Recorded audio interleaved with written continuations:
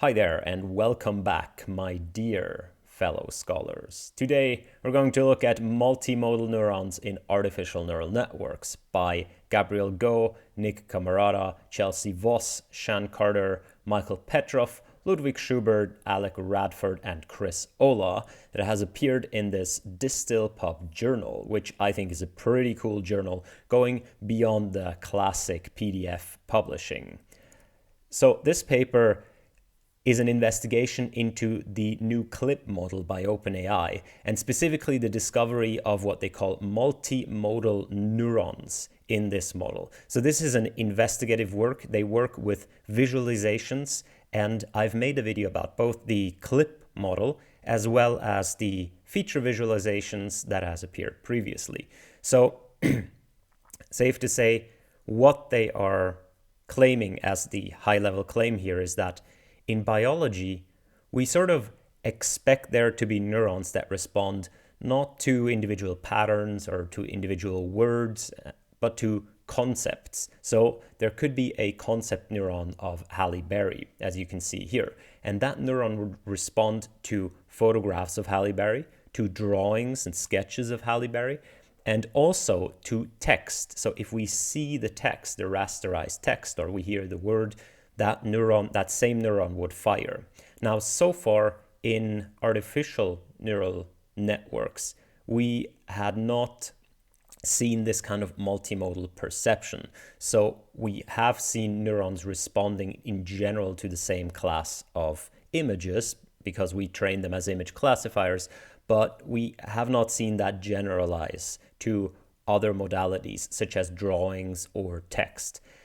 What they find in this CLIP model right here is that exactly what we expect in humans or in general in biological neural networks, that happens. So they find, for example, a neuron that responds to Spider-Man. That is, photos of Spider-Man in the real world or some person in a Spider-Man costume, drawings of Spider-Man, and also text that says spider. So that would the neuron would respond to all of these things, the same neuron. And that is a sort of sign that these models have learned to connect different modalities together.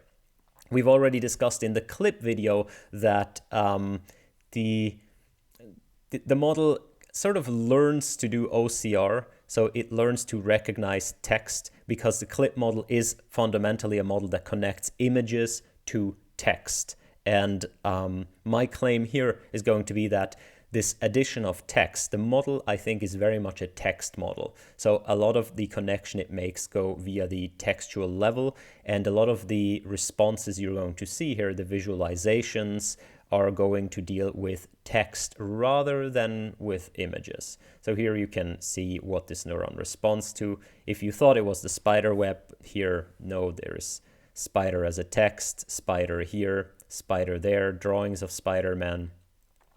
So this neuron would respond to all of these things, which is pretty cool. So what they do, what they present here is an overview over the different neurons they find. And as I understand it, what they have done is they've gone through these neurons and they use their feature visualization technique with every single one of them. So I can show you what that looks like. This is the OpenAI Microscope, and you can find that, and this is the exact model they're looking at. So what you can do is you can simply click around in these neurons over here, and then these are the visualizations right here. So now the visualizations are twofold. So on the left hand, you have channel optimization. On the right hand, you have neuron optimization. We've treated them in a previous video if you want to know how they come about. But for now, what you should know is that these are images that activate that particular neuron or that particular channel very much. So these images activate this particular thing in the neural network, but not other things. So this is a way to see what these neurons respond to heavily. So here you can see on the left, you often have kind of patternish structures. On the right, you more have kind of in the center individual things. So maybe it's not really clear what this is. So what they also portray is data samples from the ImageNet dataset that activate mostly that particular neuron. So you can pretty clearly see that this responds to popsicle ice cream. Now they also have a different data set down here. There is a Flickr Creative Commons, and very much the same. You see this is kind of ice and ice cream. And at the bottom, you have text that goes along with it. So here it's not really ice cream. So this is a bit of a failure case, but you always have to keep in mind that it could also be because of the lack in power in searching for text. So what they do down here is they have a search algorithm that finds pieces of text that that neuron responds to highly. So text that maximizes the dot product. So in the clip model, you have an image part, you have a text part, and you have a dot product at the end. So this is text that when you input it to the text part, maximizes the dot product with that particular neuron. So it's not always going to be, really good text, but very often it can give you a hint in what the neuron thinks. Note that this isn't the same text as we're going to see later, like the text that you saw in Spider-Man, because the text you saw in Spider-Man, that was rendered text. So they do a lot of investigation into rendered text because the clip model is quite good at responding to rendered text in the image side. All right, so they look at these neurons. Literally, I think they just click here on the left, boom, and you look at them. So this seems to be like a hamburger pancake neuron. And it is, I did this for hours, and I'll show you later what I found. This is absolutely fascinating what you'll find here by just clicking through, and every now and then you find something like, yeah. All right, but let's get back to the paper first. So the paper, they find region neurons, so neurons that respond to different regions of the world. For example, the USA. Now, not only do they have this visualization technique for kind of the whole image, they have faceted visualization. So in this paper, they introduce faceted visualization, which they can produce specifically faces that are that respond to USA. They can produce specifically indoor things. So this is all the same neuron. These are images that are made such that they represent indoor scenes, and there is an appendix if you want to know how that's done. They can trim it to only produce nature pictures that this particular neuron responds to. So here you can get a much better insight into what the neuron looks at. For example, if you create faces for the USA, this is, I don't know, I call this one Benjamin Washington, because it's a sort of a blend of Ben Franklin and George Washington. But in general, it's pretty cool. So you can even, nature, you can do pose for North America, pose for the US, I think that's kind of a GI, a pose for Europe. I don't know what that is, but it doesn't always, work out super well. But they find person neurons, so neurons that respond to individual people, be that faces, be that text. So this is Donald Trump, be that poses. Yeah.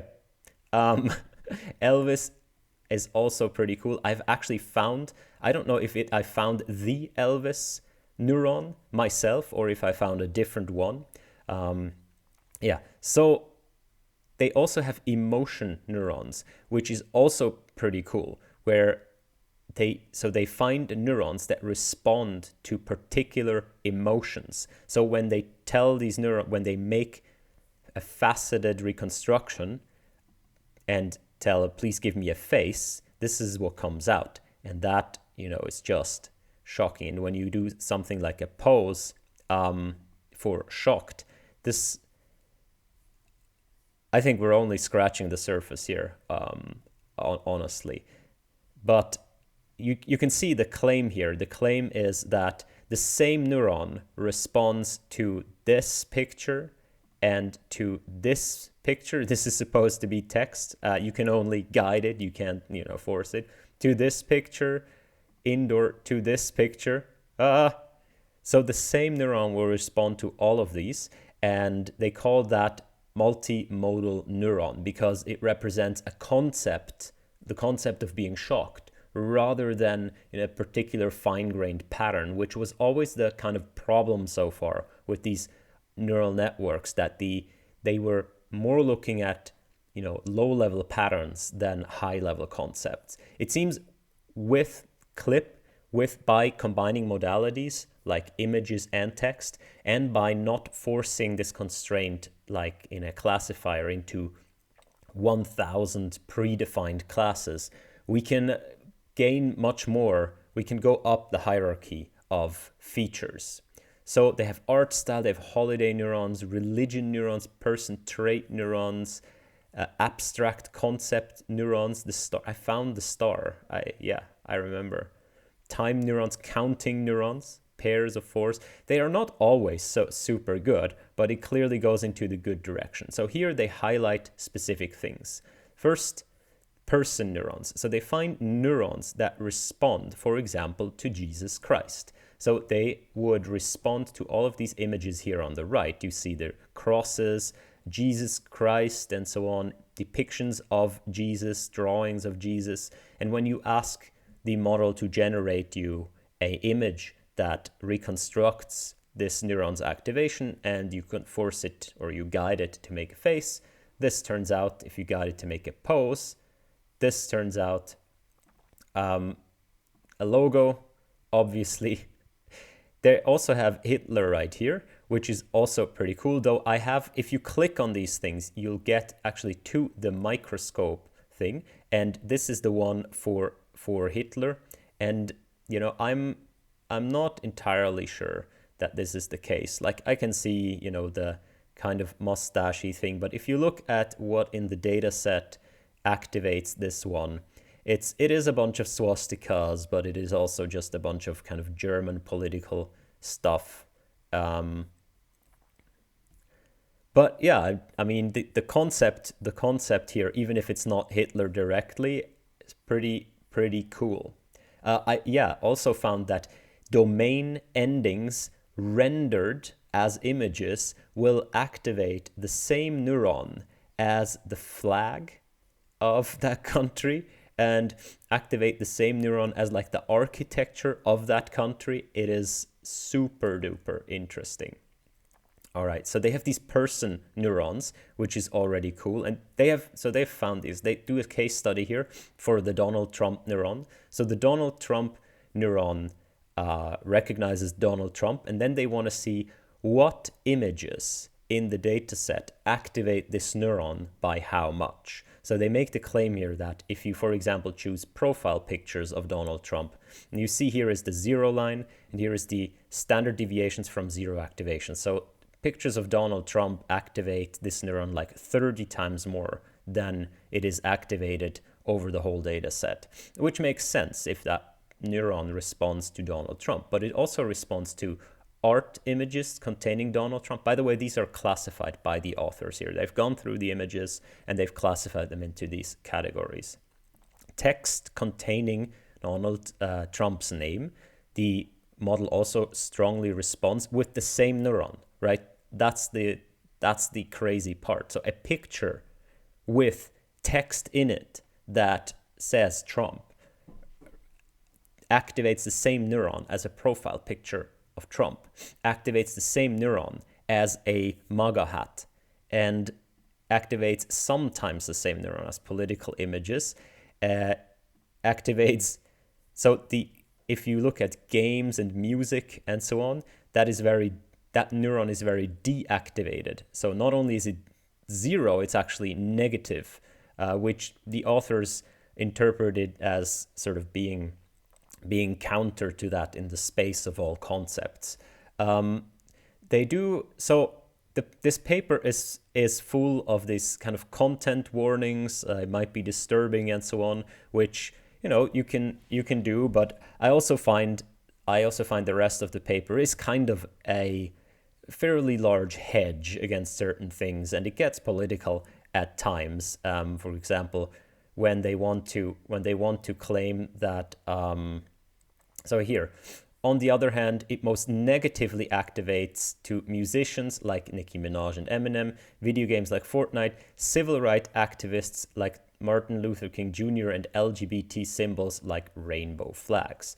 So the games and the Fortnite here, yes, we can see that, but if you click on this, and they have 4 images of this, you can see that it's activated at relatively low negative magnitudes, which is correct, but then it is also almost equally activated over here at high magnitudes. So like, I see the point you're trying to make, but I mean, if you are in the political sphere, this is not, you have to not interpret this as meaning that these things are kind of aligned, but you have to interpret it as these things will appear together often, which, you know, one can definitely understand in this case.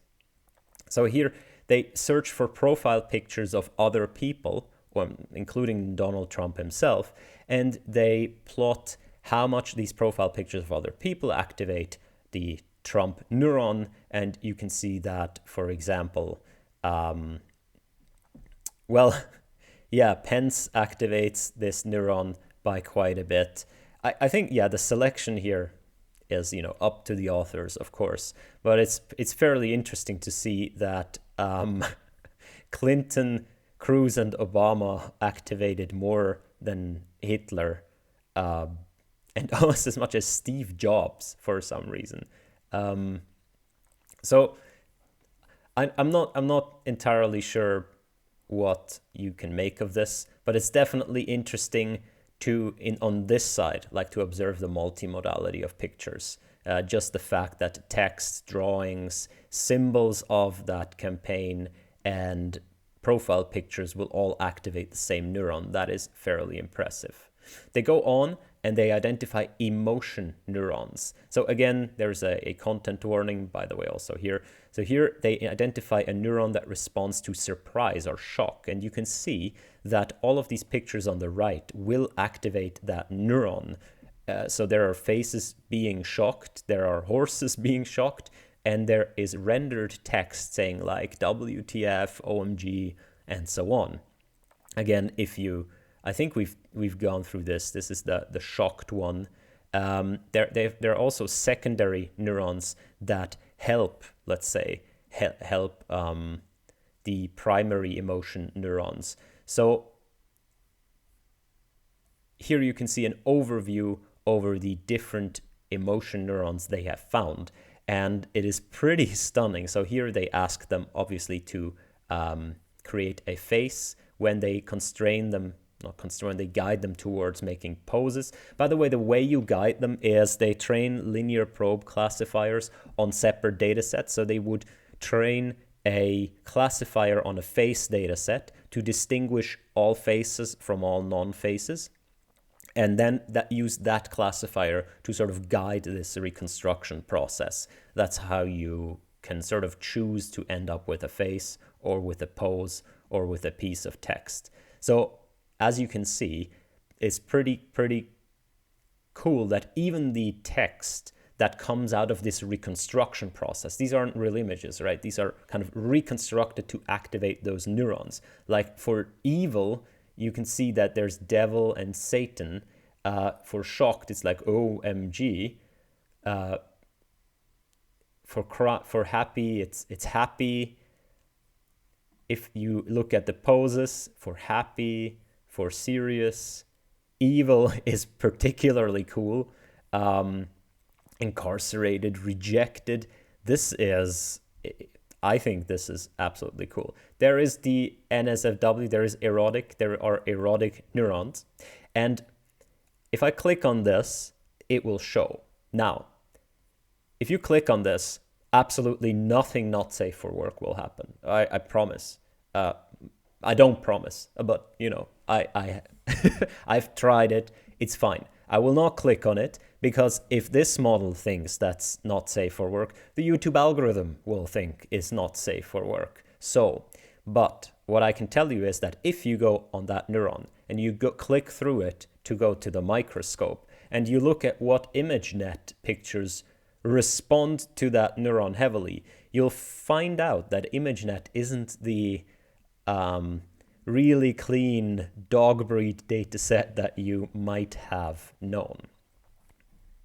All right, they found other neurons corresponding to silly facial expressions like duck faces and tongue showing and so on, which is pretty neat. And they find this neuron that corresponds to mental illness, which the reconstruction is just amazing. Like, this is just mind-baffling. Nature kind of always looks the same, but mental illness, let's say face, it's crazy how this model connects things, and it connects these things to books and writings of sad mental health, anxiety, and so on. Now, do I think the model understands what a mental illness is? No, I don't think so. I think, much like in GPT-3, it has learned to statistically associate things. So it has learned that there might be, and I think that happens via the textual input. So in clip, for every image, you have a piece of text. And I think the connection between the topics happens on the textual level because the text descriptions are the same between images. So there'll be images of people, cowering like this, being sad, and the textual description for it would be something like mental illness, anxiety, sadness. And then for these pictures of these books as well, the descriptions would be, this one is literally called Overcoming Anxiety. So if the picture is of a book and the description says what is on the picture, obviously that text will be connected. So I think that's how it learns to connect things, via the text. And I think this thing is in large part a text model. So here they do the same study for images that are associated with mental illness. So depression, sad pictures, like anxiety pictures are pretty high. Depressing jokes. If you look at music and sports, that's negatively activated and so on. So you can see that I think via the text, the model can sort of learn about how different concepts, different things, different patterns are connected to one another. They have region neurons, which I find pretty cool. So they discover neurons that when they show them a crop of this world map, this world map, when they show them a crop of the world map, the neuron will respond, the neuron will flare up. And so the neuron, this red neuron here that reacts to these pieces of text, and now it reacts to the pieces of text when they are rendered into images, right? Then the neuron responds. If you render the word American in an image and then you give it to the network, that neuron will flare up. The same neuron will flare up if you show it a crop of this region here of the map, which is crazy, like crazy. Again, I think the connection happens in the textual domain, but still crazy. You can have it do face facets for these different regions.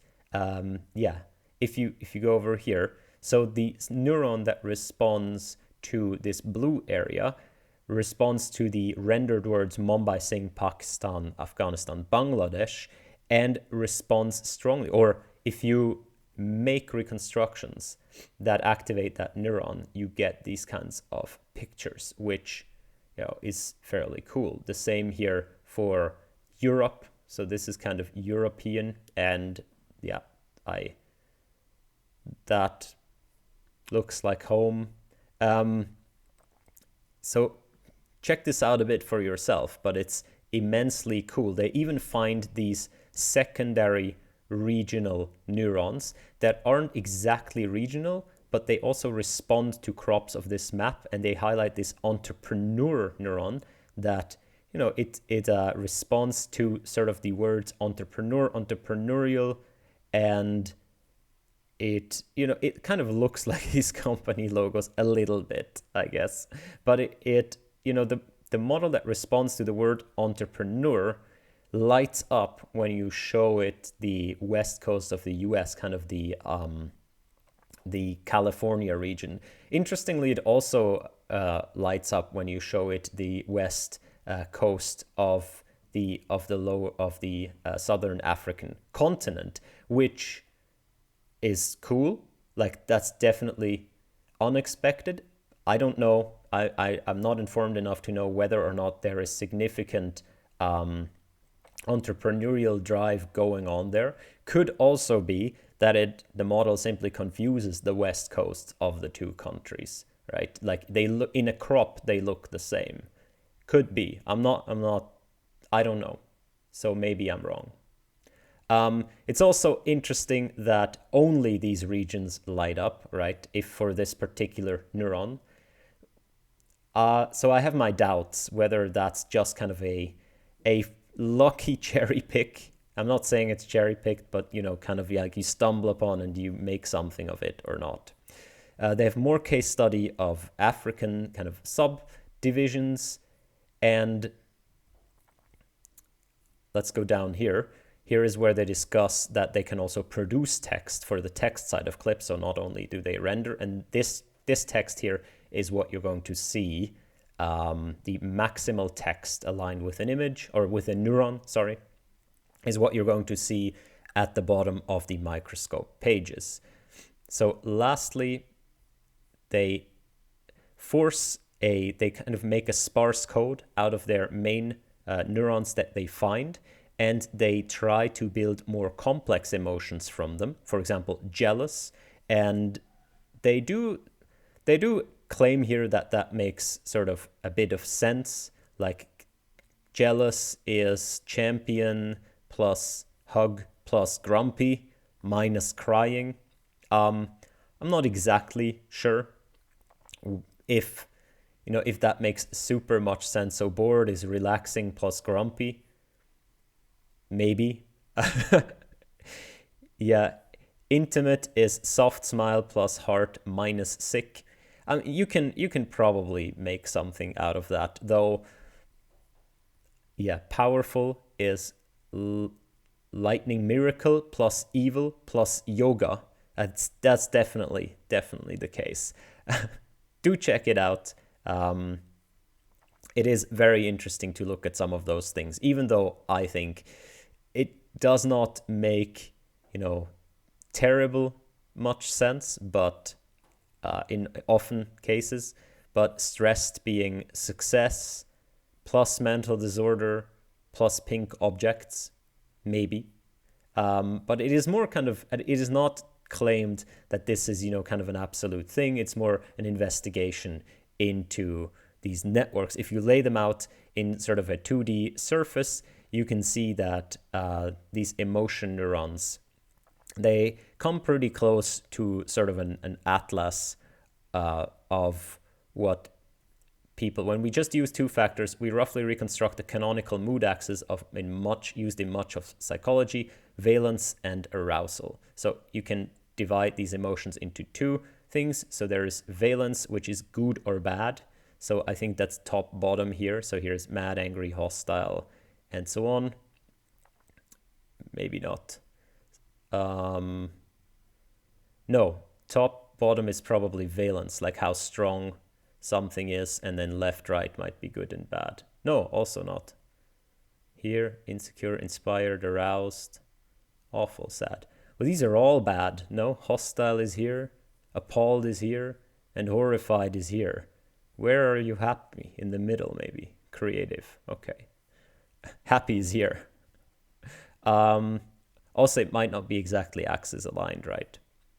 You can also divide it into 7 factors. We nearly reconstruct a well-known categorization of these emotions into happy, surprised, bad, disgusted, fearful, and angry, except with disgusted switched for a new category related to affection that includes valued, loving, lonely, and insignificant. All right, so this next piece is real funny. What they do is, so given clip, you can build a classifier. So if you have the clip model that connects images to text, what you can do is you feed one image and then you give it a bunch of texts to choose from. And whichever one it responds highest with, that's kind of the class. So if you provide the class labels as text, you can build a zero-shot classifier. Now, Clip paper has demonstrated that that works well. So here they do this. So they have this apple right here, and the label is correctly apple. But if they just slap a sticker on it that says iPod, the clip model will switch to iPod. And here is where I really think that this model, it is a textual model. It responds even to rendered text. It responds very heavily. So here it responds to this iPod library. Like this iPod looks like something I bought off Craigslist last week. So you can see it works like almost every single time. You just slap a label on it. And that tells me that we are still like the text might be too dominant in these models, especially, these models, they will connect the text with rendered text in the image, and that's a very strong signal for what's in the image, right? This is only zero shot though. If you switch this to do linear probe, so if you actually train a linear probe on the representation of clip, then these attacks don't work anymore. So this is going back again to sort of the old school deep learning approach where you actually train a classifier. And once you train, it picks up on other features, and then it doesn't work anymore. All right. So they evaluate this on a large scale. They can't always slap a label, so they just fill the image with rendered text, and that usually gets the classifier confused fairly well. They also do this with this Stroop test, which you can do with humans, which is fairly difficult if you do it at a high speed. And they discover that the model basically pays no attention whatsoever to the color of the word. It pays much more attention to what the word says, which is strange, right? Because you'd think if I have a neural network and it basically needs to recognize the color here, it needs to filter out the white pixels, but then just average the pixels. It gets the correct answer. That's so easy, right? It simply averages. Whereas to recognize that this says green is much more difficult. But the model was trained to connect text and images which often have text in them, so it has learned to do OCR basically. In the Dolly video, I claimed that Dolly has learned to do reverse OCR, and people correctly pointed out that that is more aptly called writing. But I love reverse OCR. I'm going to call writing from now on reverse OCR. So again, this is evidence for the claim that this is mostly a textual model. And now I want to show you what I found. So if you're not in the mood, I have all this in a Notion page, which I'll link down below. So I'll show you just some interesting stuff. Sometimes it's multimodal, sometimes it's not, right? So we already were here. We just clicked around, but now I want to kind of show you the good stuff. So this is a Superman neuron that I found. So it responds, as you can see, to symbols of Superman in the ImageNet dataset. Superman, Superman drawings, Superman comics, Superman spelled out, rendered, and so on. This is exactly kind of what the article was about, right? But now it's Superman, not Spider-Man. This I call the resting bee face neuron. So it responds to people being slightly annoyed. Yeah, as you can see. Here, this is trash bags. So this responds to trash bags. Pretty cool, right? So not any kind of bag, right? Specifically trash bags, even if they are not black. So there are a couple in there that aren't necessarily black. There is even trash cans, like containers right here that have no bag in sight, yet still that neuron responds. This, sorry about that. Yeah, for some reason, you might want to, I don't know, maybe you have something in your pockets. Yeah, so fairly cool. Oh, there's a tree.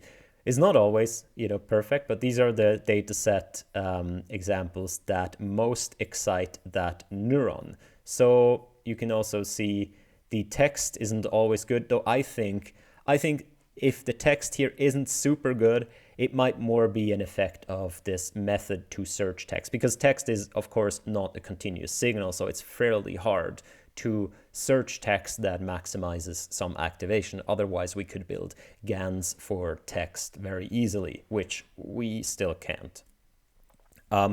This one here, I've titled this Strength and Allah and Weightlifting, which I'm aware this is not iconography of Allah. However, so this is pretty cool as an image, right? Now, if you look at what in the data set, what samples it responds to, it's kind of all weightlifting. It's all weights. So this is weight. And if you go down here to the other data set, this is why I called it sort of Allah, because you have also rendered names, like the rendered Allah, you have the Quran, you have symbols of Islam. And if you go to the text that it searches, it goes like hammer workout, Prophet Zana in lumber iron gym, the brutal workout of God. So, pretty cool neuron, honestly. And, that it responds with this, I don't even know what that is. Is that Hindu imagery or Buddhist imagery? So cool. These are organs. This is an organ neuron. I hope you can see that. And it responds to the rendered text of control. I don't know what to make of it. Also canal, viral, but also to drawings. You can see here a drawing of a heart. For some reason also chins.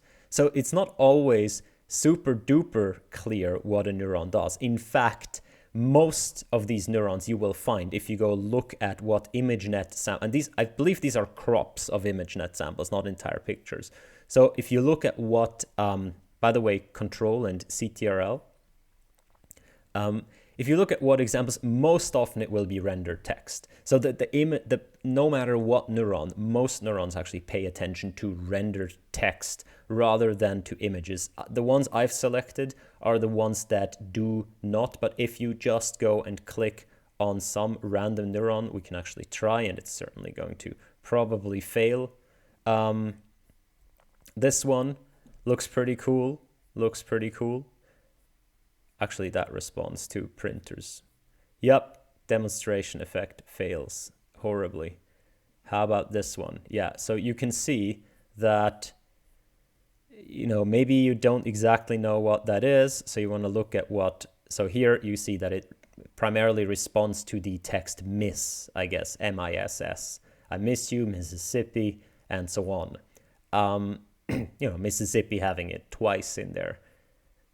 That got to respond pretty heavily. And most of the time you'll find something like this, that it responds very much to the rendered pieces of text in images. These are film spools. And so not only does it respond to film spools, but also to things like director screening, popcorn, the kind of movie theater labeling, showing, Hollywood, cinemas. There's also entertainment. So, the multimodality, again, this is a phenomenon because we introduced the text and it can connect it on the text level. This is feather patterns and leaf patterns. So even when it's in coffee, you see the feather and leaf patterns, even when it's a drawing, it will still respond. This one is strange. So this responds to things like Sparta and Front and Troy, but so it responds to rendered front, Trojan, Spartans, front, and it also has a lot of people doing sort of squats, as you can see, so and fighting. So this is kind of an iron So this is a bit of kind of a warrior neurons. You can see, oh, there's lots of, of course, it's because of these Spartan runs and all. They're called like this, right? These kind of sporting events. I see Roman frontside, Roman. So it connects the workout with the Spartan workout kind of division, and then it connects the Trojan and so on via the text, because it makes no sense to connect like the vodka and the weightlifting, maybe. I don't know. So yeah, I hope you're fairly convinced by now. We're going to go a bit faster now because the video is already too long. But this one here is the letter E. So it's E. So it responds again to rendered text of E. This one here is cleaning. So it responds to cleaning products and cleaning things. This one here is frown. So this is frowning, grumpy face. Lion, responding to lions, rendered text of lions, team names called lions, and so on. Fashion model. By the way, the labels are mine. I just looked at them and decided what they are. But you can see, like, there's a lot of these kind of runway shots here. Baseball stadium. So cool. So these are kind of top views of baseball stadium, but it responds a lot to things saying park, PNC Park, AT&T Park, but also kind of home team, park lights, and baseball dugouts, and even players. I've seen some players, logos of teams, baseball, depictions of actual baseballs. It's immensely cool. Here, bride. This is bride. You can see this is bride. This one, what do you think? This one is navy. So super cool that it kind of connects these ropes with the emblems, the kind of your tags. So, and it connects it to render text saying navy, right? So these are the crops of images that it responds to. Navy officers, Navy gravestones. Yeah, so cool. This one, okay. For this, I also had to look at sort of the pictures here and the text going along with it. This is hemp, but it is also kind of Goa patterns. It is also, for some reason, turn or earn. It is also Hendrix. So this isn't even Jimi Hendrix, right? Like this is definitely connected. So this is Goa shirts. There's pictures of Jimi Hendrix, which I guess you can understand.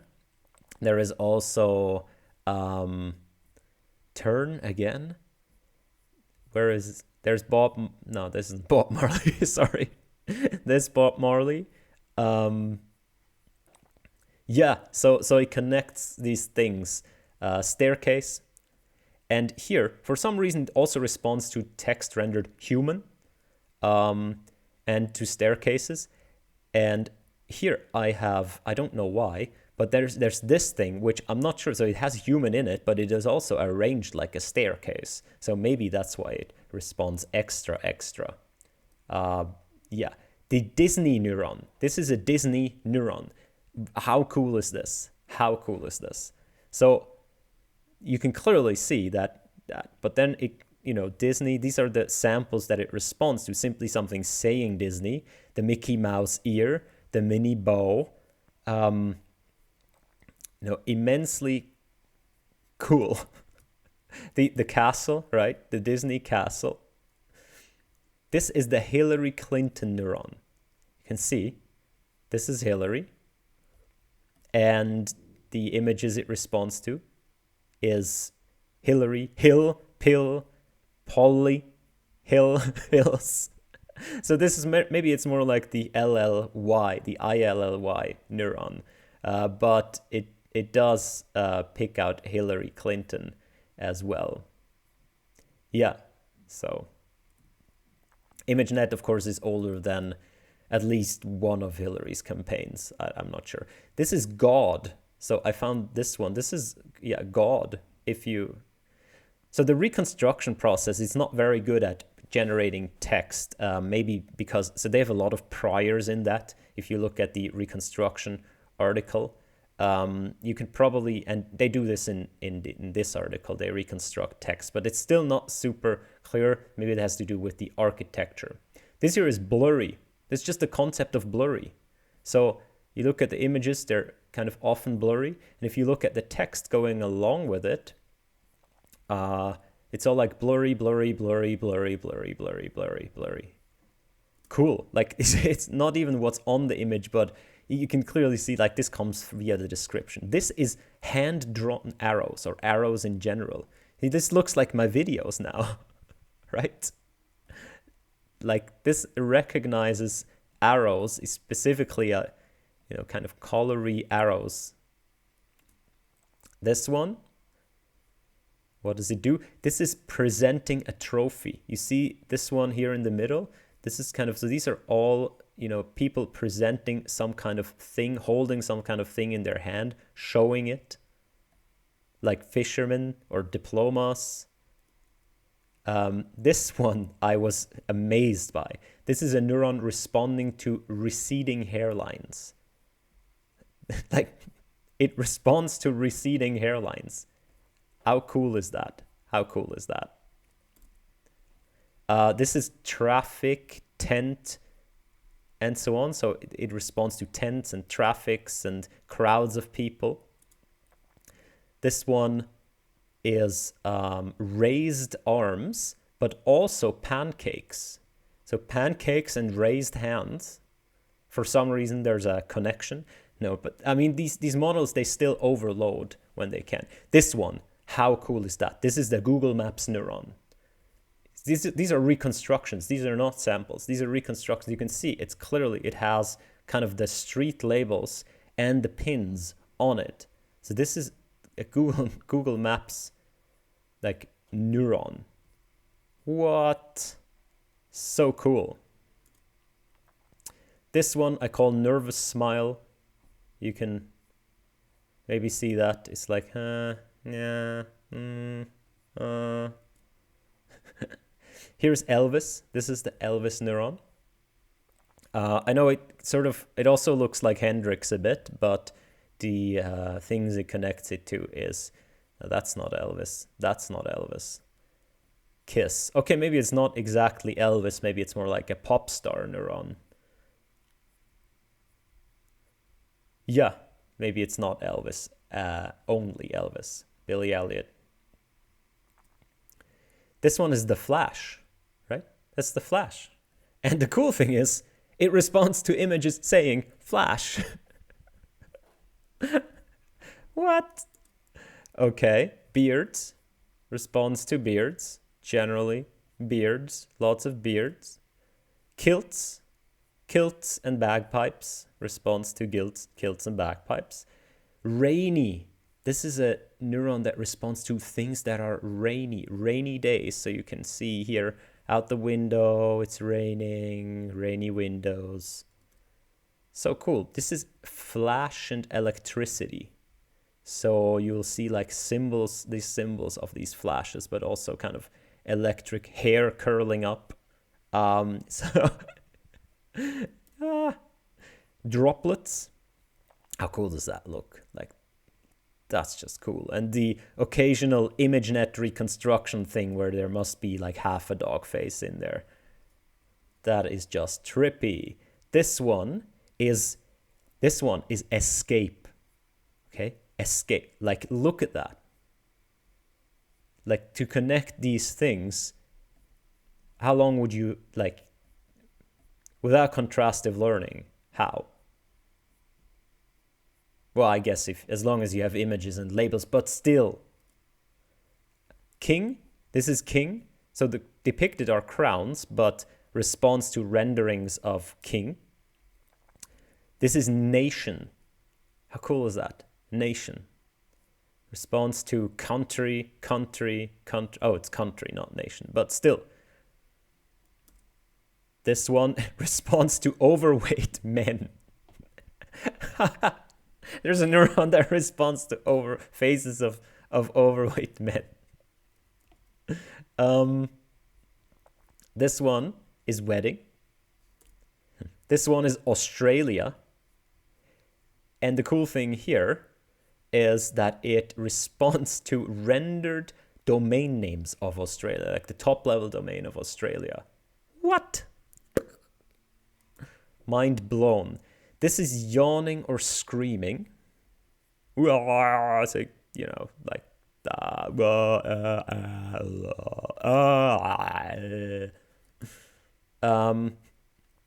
here we have a same neuron for bees and the Simpsons. Bees and the Simpsons. This is mussels and seafood. And lastly, spices. Spices and other powdery things. You know, don't ask too many questions.